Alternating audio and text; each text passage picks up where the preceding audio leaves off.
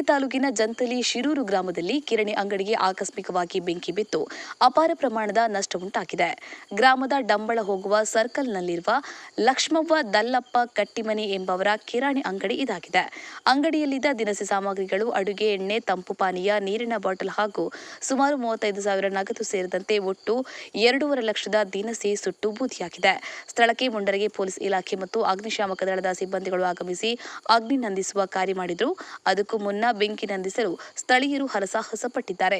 ಗ್ರಾಮ ಪಂಚಾಯತ್ನ ಮಾಜಿ ಉಪಾಧ್ಯಕ್ಷರಾದ ರವಿ ದೊಡ್ಡಮನಿ, ಮಾಜಿ ಸದಸ್ಯರಾದ ಸಂಗನಗೌಡ ಪಾಟೀಲ್, ಗ್ರಾಮ ಸಹಾಯಕರಾದ ಸಿದ್ದಮ್ಮ, ಮಹೇಶ್ ಮಾಯಮ್ಮನವರ, ನಾರಾಯಣ ಹರಿಣ ಶಿಕಾರಿ, ಮಾರುತಿ ಹರಿಣ ಶಿಕಾರಿ, ಮುತ್ತಪ್ಪ ಹುಯಿಲಗೋಳ ಗ್ರಾಮದ ಮುಖಂಡರು ಮಾಲೀಕರನ್ನ ಭೇಟಿಯಾಗಿ ಧೈರ್ಯ ತುಂಬಿದ್ರು. ಗಾಳೆಪ್ಪ ಹೆಚ್ ಹರಿಜನ್, ಲಕ್ಷ್ಮೇಶ್ವರ. ಜೈ ಭೀಮ್ ನ್ಯೂಸ್ 24x7 ಇದು ಬಹುಜನರ ನ್ಯಾಯಕ್ಕಾಗಿ.